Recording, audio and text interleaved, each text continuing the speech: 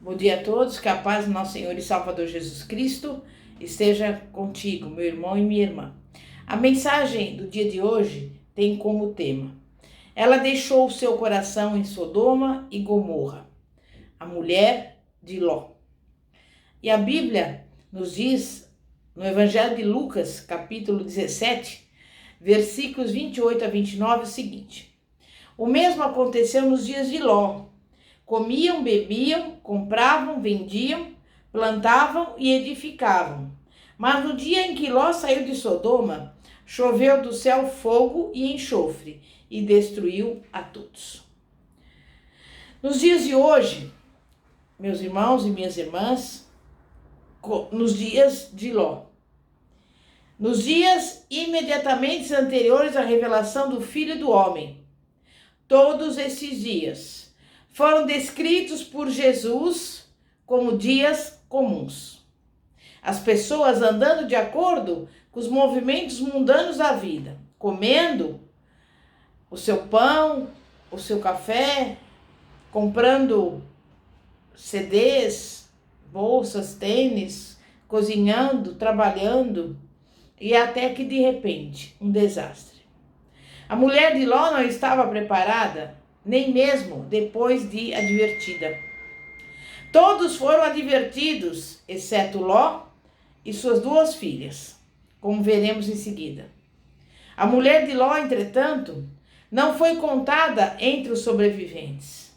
A mulher de Ló, sem nome, casada com um homem cuja principal reivindicação à fama era ser sobrinho do grande patriarca Abraão.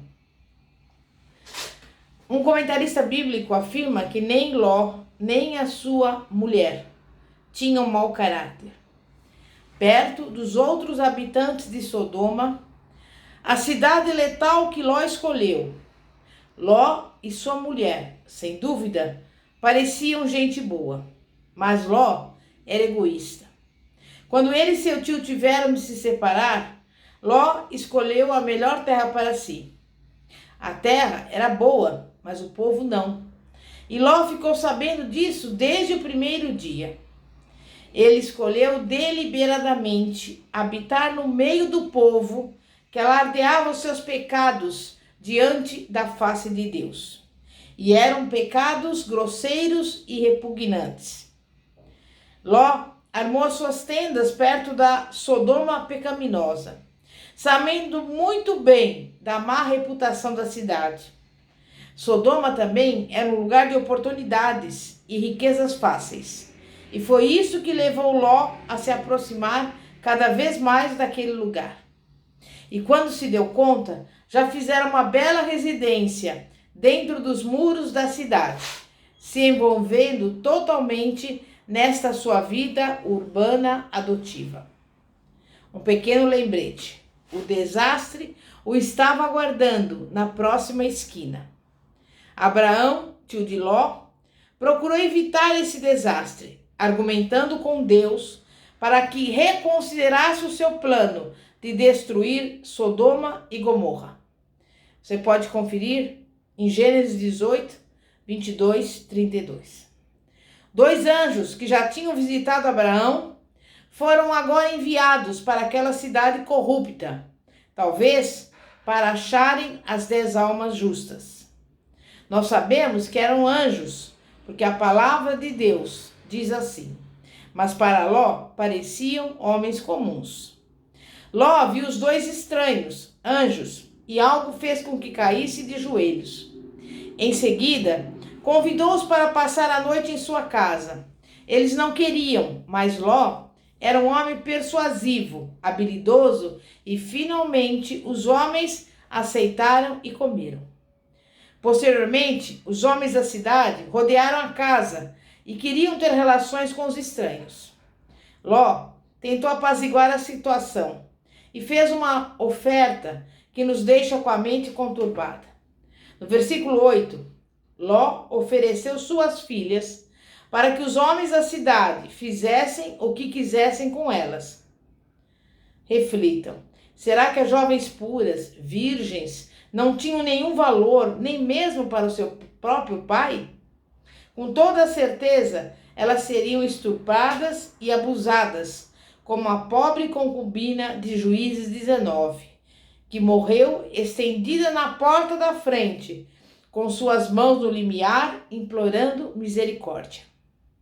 A hospitalidade exigia que Ló protegesse os seus hóspedes a todo custo.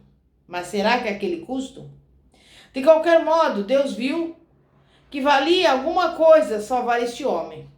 Ainda não temos nenhuma palavra da mulher de Ló, a mãe das duas vulneráveis filhas, oferecidas como sacrifício vivo.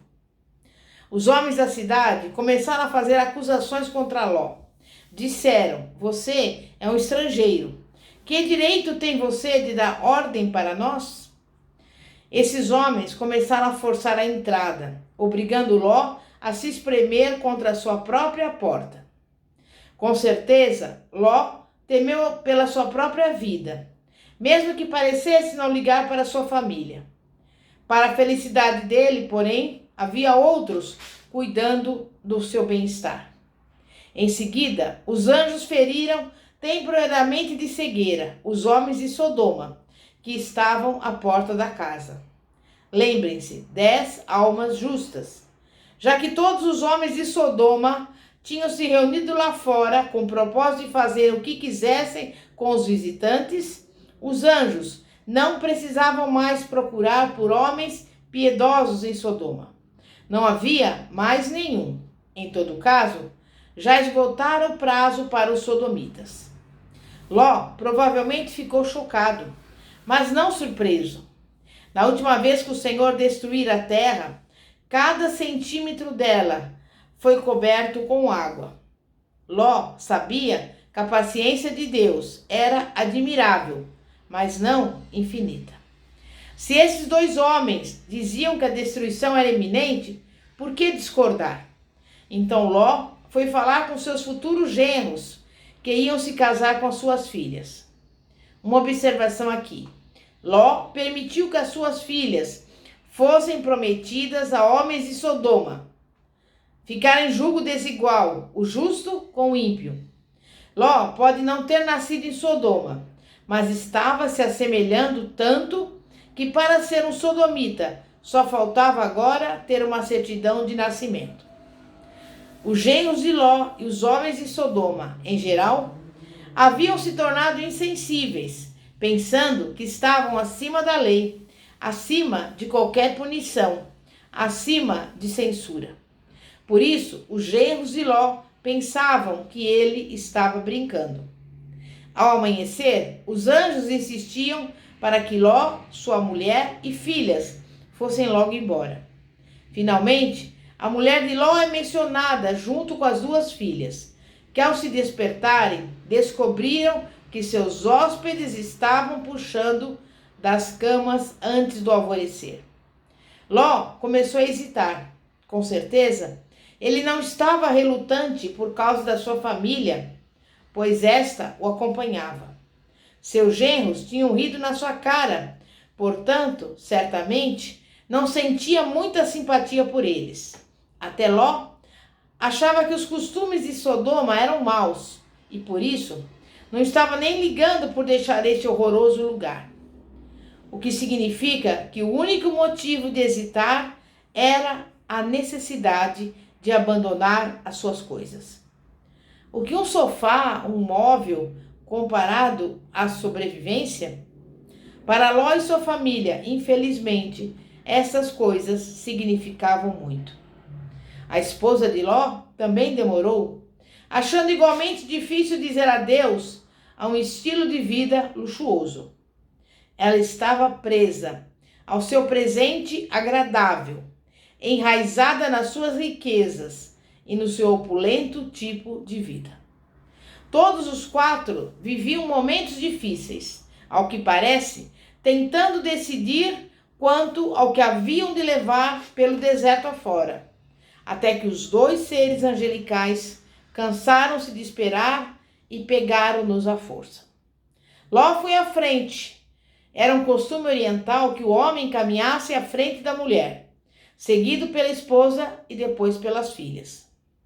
A gente pode imaginá-los resmungando, saindo pelas ruas da cidade, evitando alguns poucos olhares espantados dos seus vizinhos, adiando, enquanto isso, a destruição bem planejada dos anjos. E até agora, nenhuma reclamação registrada nas Escrituras da parte da mulher de Ló. No momento em que passaram pelos portões da cidade, os pacientes anjos estavam prontos a acender algumas fogueiras santas. Os anjos disseram: fujam, uma combinação de saiam e depressa. Uma nova ordem foi dada e bem clara: não olhem. Uma segunda orientação bem definida: não parem. Foi oferecido um destino para as montanhas e uma advertência. Um outro: fujam.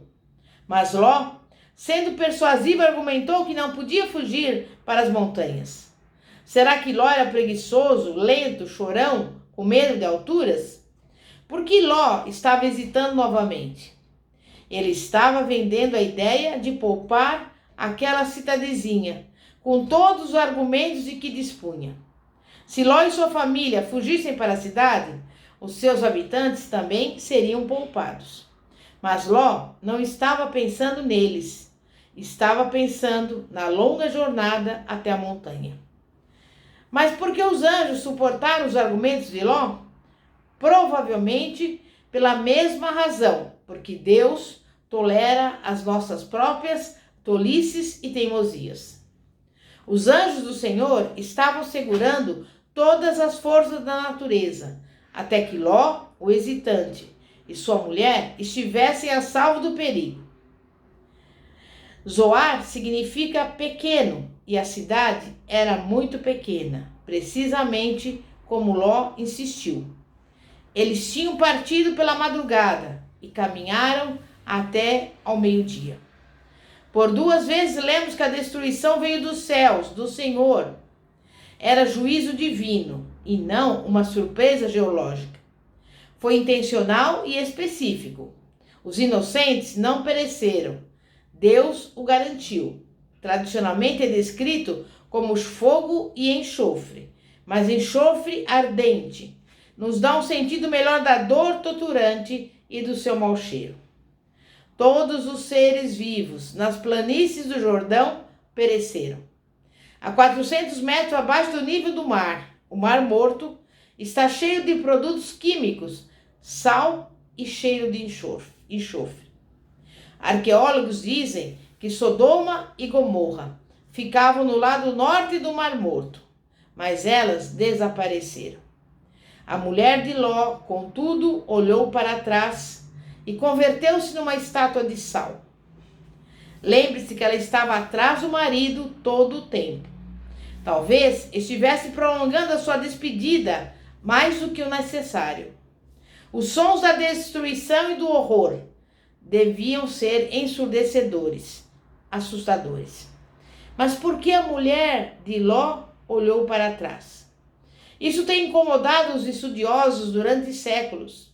O seu erro foi o que lhe deu lugar nas Escrituras, tanto no Velho como no Novo Testamento. Também foi o que a matou. Assim como aconteceu com Eva, a mulher de Ló foi desobediente.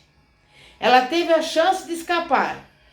Foi-lhe oferecida a salvação e, no entanto, ela se afastou dela. Quantas vezes Deus toma-nos pela mão e guia-nos para longe de um estilo destrutivo de viver, insistindo para não olharmos para trás, mas nos apressamos para ir adiante para algo melhor? Deus nos ama tão completamente que nos empurra para a frente, em direção à salvação, à luz e à vida. A triste história de Ló, de sua mulher e a destruição de Sodoma é valiosa por uma razão. Jesus a utilizou como ilustração de um sermão. Lucas 17, versículos 30 a 32. Diz assim: assim será no dia em que o Filho do Homem se manifestar. Naquele dia, quem estiver no eirado e tiver os seus bens em casa, não desça para tirá-lo, e de igual modo, quem estiver no campo, não volte para trás. Lembrai-vos da mulher de Ló. Quem quiser preservar a sua vida, perdê-la-á, e quem a perder de fato, a salvará. O que acontecerá naquele dia? Exatamente como a destruição de Sodoma, inesperada, destruidora, absoluta. E as mensagens para os cristãos deste século é clara: não olhe para trás. Em outras palavras, esqueça o seu carro, o seu notebook, o seu celular, a sua casa. Aqui está a importância do exemplo da mulher de Ló. Não porque uma mulher se transformou em estátua de sal, mas porque Jesus a empregou como uma ferramenta do seu ensino, uma lição da história para ajudar a preparar os seus seguidores para uma revelação futura. A mensagem do Senhor naquela época e agora é a mesma que os anjos entregaram. Não pare, não olhe para trás. Pegue a minha mão e ande comigo em segurança. Em resumo, a esposa de Ló não precisava morrer. Foi-lhe oferecida uma escolha: obedecer e viver, ou desobedecer e morrer na busca dos prazeres deste mundo. Além disso, a mulher de Ló personifica a clássica e velha frase: porque onde está o teu tesouro, aí estará também o teu coração. Mateus 6, 21. Mas Jesus a usou como exemplo para a pessoa que começa no caminho reto, mas olha para trás, porque não está totalmente disposta a desistir dos seus velhos caminhos para seguir a Deus em obediência. Então, nesse dia de hoje, reflita. Continue avançando com perseverança e em obediência a Deus. Amém? Vamos orar. Santíssimo Deus e poderoso Pai, Pai de nosso Senhor e Salvador Jesus Cristo, Pai, nós sabemos que, tal como nos dias de Ló, as pessoas comem, andam, vivem, caminham, enfim, fazem as suas atividades cotidianas e nós não sabemos o dia em que o Senhor virá buscar o teu povo, a tua igreja. Mas nós estamos aqui, Pai, diante do Senhor para servi-lo, para ser obediente à tua palavra.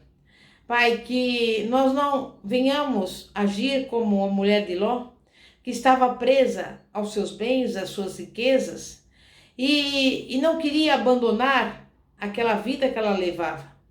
E por isso, ela não obedeceu, olhou para trás e tornou-se uma estátua de sal.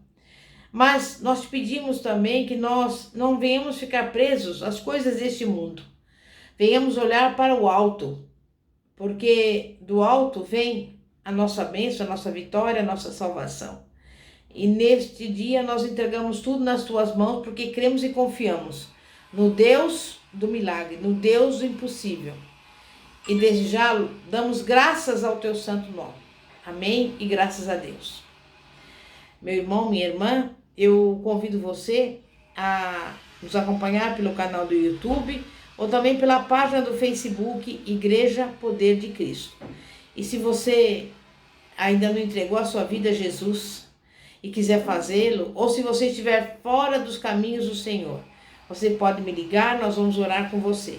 E o telefone é 0 operadora 11 9 4229 5533. Repetindo, 9 4229 5533. Que a paz de nosso Senhor e Salvador Jesus Cristo esteja contigo. Amém e graças a Deus. Glória a Deus.